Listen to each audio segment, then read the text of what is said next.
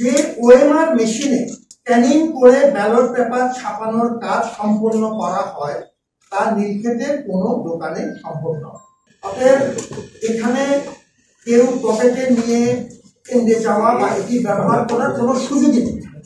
Ballot ছাপানো তার স্থান যেখানে হোক এবং কাটিং, এটি হচ্ছে ব্যালট প্রক্রিয়ার প্রাথমিক কিছু পদক্ষেপ। সুরক্ষা পর্ব কমপক্ষে 5 স্তর, কোনো কোনো ক্ষেত্রে 6 স্তর বিশিষ্ট। এটি সাংবাদিক হিসেবে আপনিও জানেন।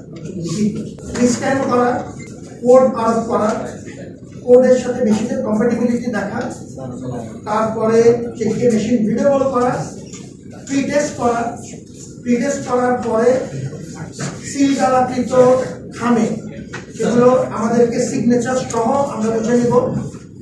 এরপর আমাদের সম্মানিত চিফ রিটার্নিং অফিসার সেটি সাইন করবেন। এরপর কেন্দ্র প্রধান, যিনি একজন রিটার্নিং অফিসার কেন্দ্রের দায়িত্ব থাকেন, তিনি সিগনেচার করে বুঝে নেওয়ার পরে ওই 5 বা 6 স্টেপ কমপ্লিট হলেই তখনই শুধুমাত্র এটি ব্যবহারযোগ্য হবে। অতএব এখানে কেউ পকেটে নিয়ে কেন্দ্রে যাওয়া বা এটি ব্যবহার করার কোনো সুযোগই নেই।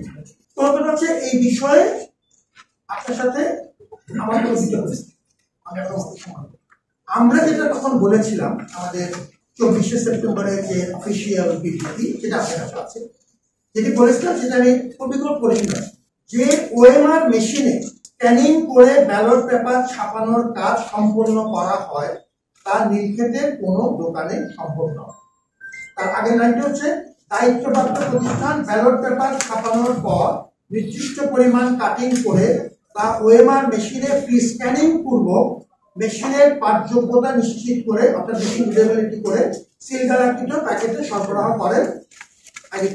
যে ওএমআর মেশিনে স্ক্যানিং করে ব্যালট পেপার ছাপানোর কাজ সম্পন্ন করা হয় তা নীলক্ষেতের কোনো দোকানে সম্ভব নয়। আমরা এই স্পেসিফিক এই পয়েন্টটি বলেছি যে এই সুরক্ষা পর্বটির যে স্টেপগুলো, যেগুলো আপনি জানেন, আমি একটু আগে বর্ণনা করলাম, সেটি নীলক্ষেতের দোকানে সম্ভব নয়, সেটি মূল অফিসে নিয়ে যেই করা হয়েছে। আর আমি আপনার সাথে ওই ব্যাপারে পুরোপুরি একদম ওই সময় নীলক্ষেতের তথ্যটি সরবরাহকারী আমাদের জানেন।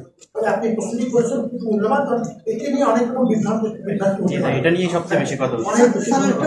আমরা একটি উন্মুক্ত দরপত্রের মাধ্যমে যেটি বলেছি প্রতিযোগিতামূলক প্রক্রিয়াতে টিটিআর এর সমস্ত নিয়ম কানুন মেনে আমরা একটি স্বনামধন্য প্রতিষ্ঠানকে কাজটা দিয়েছি।